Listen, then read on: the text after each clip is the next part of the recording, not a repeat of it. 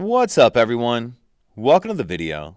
Today we're going to take a quick look at how to get a 2023 Nissan Kicks started if the key fob dies.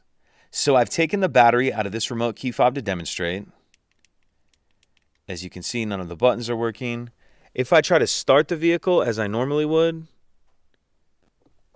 it's not going to start.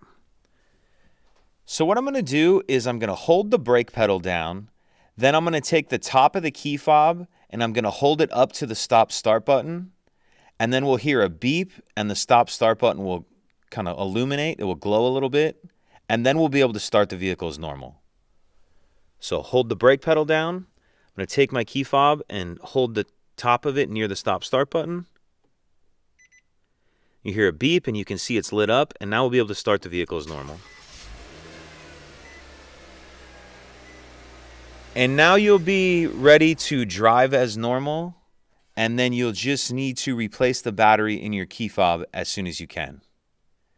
If you have any questions, please let me know. If you could take a second to like and subscribe, it helps us out, and I'd appreciate it.